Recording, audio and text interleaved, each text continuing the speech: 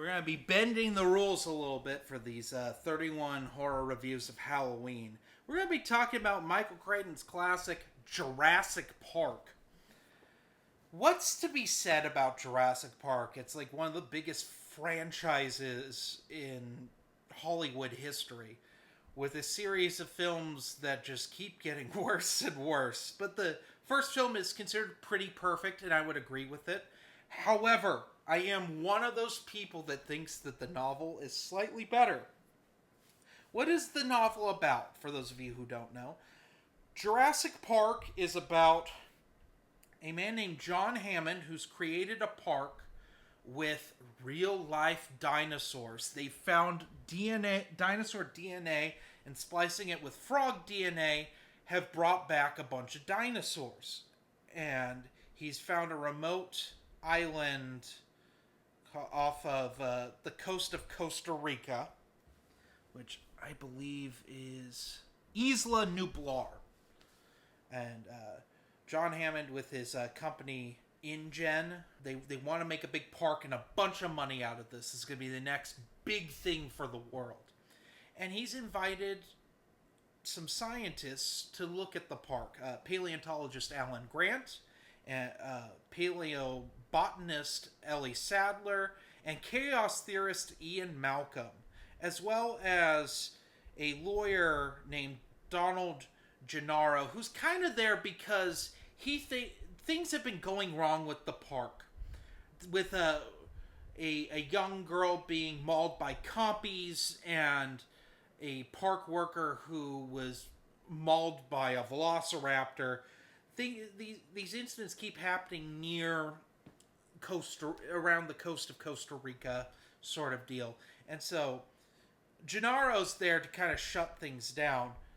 What the scientists don't realize is that Hammond's invited his grandchildren, Tim and Lex, because their parents are going through a divorce.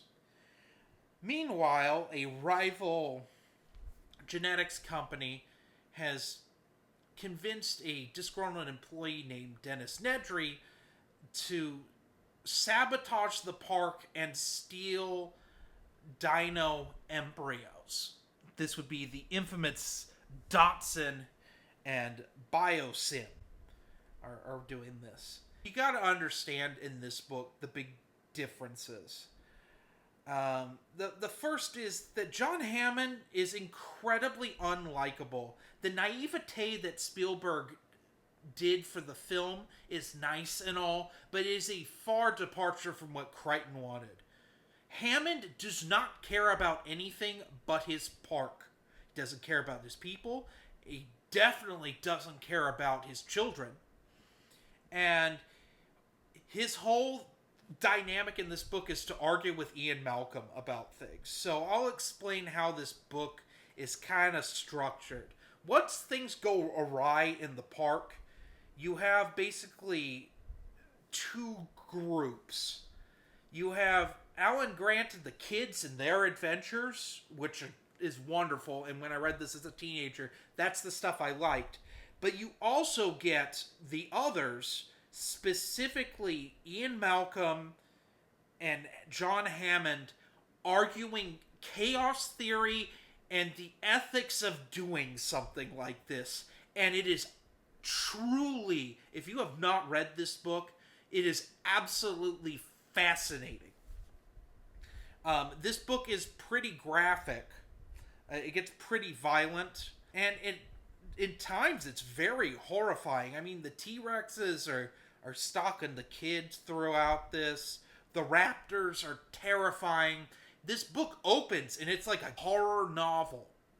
And I was like, oh, because this was the first thing I read for this season. And I was just going to read and review these months ago, but I held off.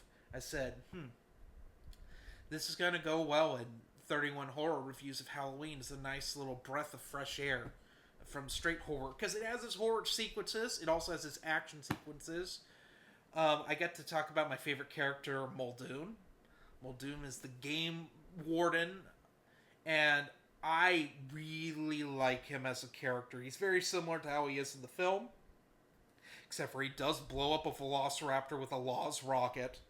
because we find out that the dinosaurs' scales are so thick it takes like a rocket to take them down.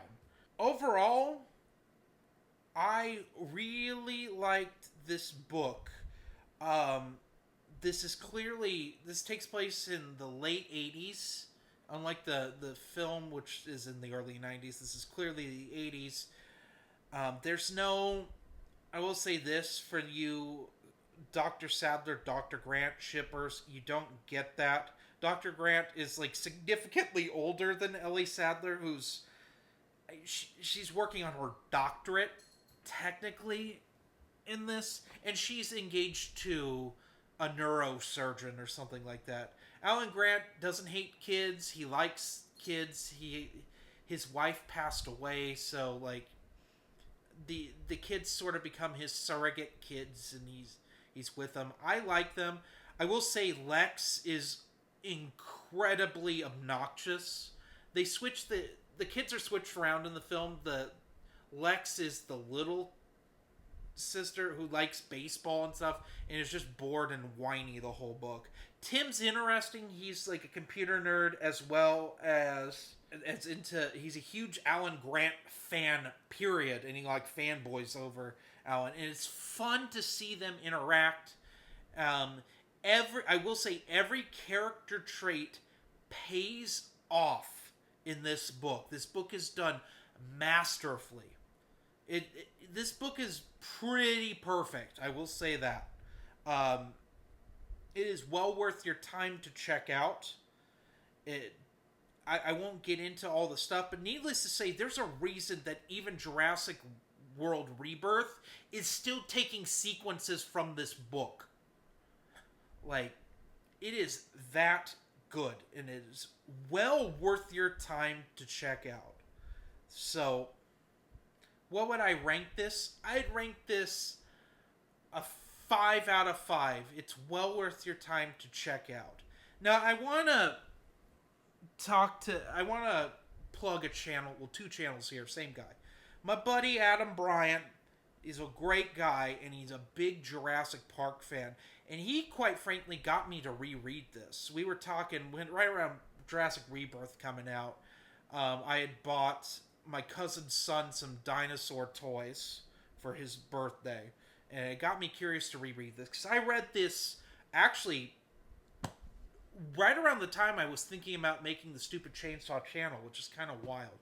And I hadn't read this and its sequel, Lost World, since the end of 2012. It was my senior year of high school. And Adam and I were just talking about it, and I just said, you know what? I want to read some Michael Crichton. I hadn't read Michael Crichton in well over a decade at that point, and so I picked this up and I read it, and I got it done in a matter of days, and I was like, okay, let's do this. We got to review this and really give it a spotlight, because this is like one of the best science fiction novels of the late 20th century, and just in general. It's not the science, even with like talking about chaos theory and stuff, it never gets bogged down in it. Anyone can pick this up and get something out of it. And I have to give it a 5 out of 5. It's well worth your time. And go check out Adam's Bryant VRM and Red 5 Reviews. Go check out his stuff. He's a great guy, and his content's wonderful. Also check out Paper Movies, our collaborative podcast, which we also have the Geeks Addict on that. So anyway, have a nice day.